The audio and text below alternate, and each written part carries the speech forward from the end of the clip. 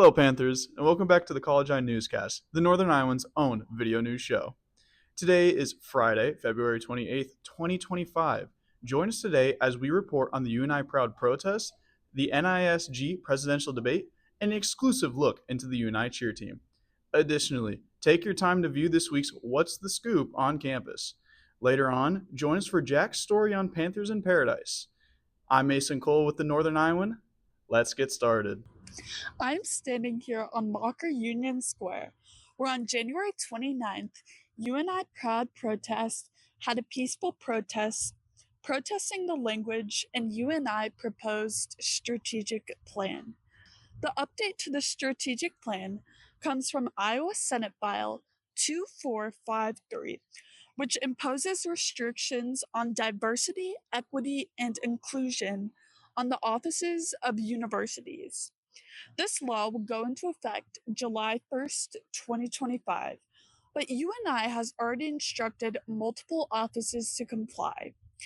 To learn more about the UNI Proud protest, you can visit Joe Brom's article on the Northern Iowan website. The race for UNI's next NISG president and vice president is officially underway, and the candidates are making their case to lead the student body for the 2025-2026 school year. These elections are more than just titles. They shape the future of student life, funding, and campus initiatives that impact everyone at UNI. This year, two teams are running for the top spots. Ali Webster is running for president with Gabrielle Salazar as her vice presidential pick, while Evan Winter is competing for president alongside Cooper Messina for vice president. On Wednesday, the candidates faced off in a debate at the Mocker Ballroom, tackling key issues and sharing their vision for the university. Here are some of the biggest takeaways from that discussion. What do you feel is the greatest issue facing students about the UNI campus? I think there's a big rift right now between the student government and the student body. There's some sort of disconnect happening around campus. A lot of people don't even know that NISG exists until they're third, fourth year students in executive positions in clubs. I believe that every statement that Cooper just said is factually correct. I believe that there's a huge rift between the student body and NISG. I believe that currently, we don't necessarily hear what you have to say as students. We are here to represent you guys. As well as, I believe, a huge issue, and this is a bigger issue than just UNI, it's systemic in higher education, but the cost of attendance, I think, is very high for individuals. We believe that the biggest issue on campus right now is interconnectivity. It goes further than student government. As of now, there's a lot of policies and things that are hurting our student orgs, and it is important for us to back them, because it's not student government that's hurting, it's all of campus. And it is important for us to make sure every Panther is welcome. We believe that as your representative candidates, we want to be able to implement initiatives that not only connect the student body to us, but connect the student body to student organizations, other opportunities on campus, resources that are available and made for students, creating a bridge between all of the resources on campus, externally and internally, as well as connecting the student body to NISG and inversely. Voting opens on March 5th, and every student has a chance to make their voice count. Cast your vote through My Universe and be a part of the decision that shapes the future of UNI. Welcome back, everybody, to What's the Scoop? And today we are playing Fact or Cap with UNI students on campus to test their knowledge of the university. Let's get started. I'm here with Melanie. Fact or Cap. The Northern Iowans' original name was the College Eye. Cap. That is Cap. It was Normal Ite before it was the College Eye. Fact or Cap. Iowa State's Teachers College was the last name of the school before it officially became the University of Northern Iowa. Fact. Cap. UNI was briefly named the State College of Iowa in 1961 before it was officially changed to the University of Northern Iowa in 1967. 1 for 2, not too bad. I'm here with B. Fact or Cap. Campus is about 2,000 acres. I feel that's Cap. Cap. Oh, yes, UNI is about yes. 900 acres. Fact or Cap. In 1890, UNI tuition was $10. Is that fact? That's true. Oh, let's go. In 1890, tuition was $10, worth around $346 today. Not too bad. Yeah. I'm here with My name is Rita. And my name is Arnelli. the library used to be Searley Hall. Cat. That is very okay. Actually, that's true. The library was originally located in Searley until Rod was built in the 1960s. Factor Cap. Lang Hall is the oldest remaining classroom building on campus. True. Fact. That's true. Lang Hall was built in 1900. Factor Cap. The first Glee Club Christmas show was in 1924. Cap. Yeah. Cap. In 1924, the Glee Club was raising money for the Campanile. The first Christmas show was performed in 1978 in Russell Hall. So, 2 for 3. Not too bad. Thank you. Thank you. Hi everybody! As you can see, the weather outside is pretty nice out.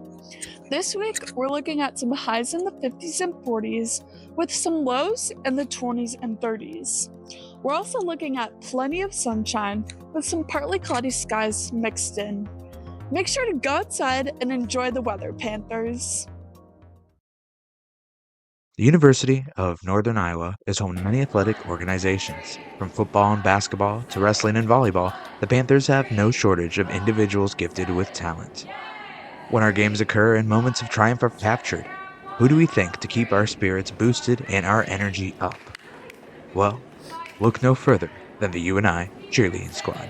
Seniors and student coaches, Piper, Emily, and Ellie, have been leading the team to display some unique feats of pyramids, individual stunt choreo, and tumbling, with the collaboration of UNI Dance in front of them to give them the showing of a grand sense of flair. Since we are student-led and we don't have coaches, we don't get to compete.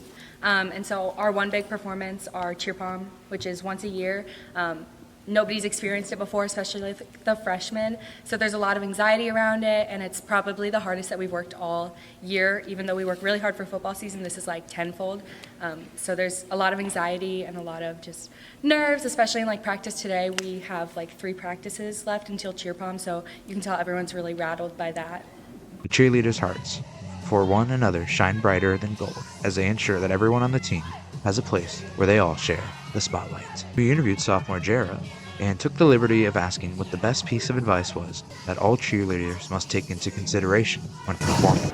When I first came and started UNI Cheer, I wasn't necessarily that confident in my flying and like stunting abilities, and one of my coaches just told me like just be confident, like just get in the air and just be confident, and that's something that has gone over into other aspects of my life too, and has been very helpful in my life and in cheer. With learning and expanding knowledge, there are bound to be obstacles that challenge individuals to grow in spirit and wisdom, especially for freshmen ready to make their mark in the college scene. Avery Dash, who's been cheerleading since her time in senior high, and even an all-star cheer, provided us with insight of how she overcame her boundaries coming to UNI. I think the one thing that I've had to overcome is just like the change of how things are done from like high school cheer, and then I used to do all-star cheer, and then now college cheer. So it's a lot more demanding on our bodies in college cheer, and that's one thing I've had to overcome, especially like having a lot of injuries and surgeries and everything. But it's honestly like pushed me to be a better person. It's pushed me to help also push my teammates and encourage my teammates, and like just know like we're all like hurting, we're all in pain, but like still we encourage each other, push each other, and yeah. From what we gathered, the student-led sport has a huge attachment to engaging in positivity and keeping the momentum going with excitement. The role of support is evident through each participant in this organization and allows for those watching their performance to really become engaged with how they are committed to looking at the bright side and view their surroundings in a glass half full perspective. The UNI cheerleading team is a dedicated group of courageous individuals that seek to spread enthusiasm one cartwheel at a time and aim to keep improving no matter what they encounter. Hello, my name is Jack Boozer, and I'll be going over all the fun that was had from Panthers in Paradise. As students and fans entered McLeod, they were greeted with leis, towels, and limited edition jerseys. And if you showed up early enough, courtside hot tubs were offered to students to sit in and relax to enjoy the game. The University of Northern Iowa men's basketball team kicked off Panthers in Paradise with a nail-biter of a win over the Illinois State Redbirds, with the help from Titan Anderson's 18-point performance and a clutch mid-range floater that ultimately gave the Panthers the win. Titan didn't do it alone, as Will Hornseth came off the bench helping the Panthers by scoring 11 points and shooting 100% from the field. Wow. The winning didn't stop there for the Panthers, as the UNI women's basketball team took on Bradley a day later in McLeod, beating the Braves by 18 points with the help from Maya McDermott and Emerson Green. McDermott had 17 points while shooting 3 for 5 from beyond the arc, and Green tallied an extra 13 points shooting 50% from the field. That caps off the excitement that was held at McLeod as the Panthers were celebrating in Paradise.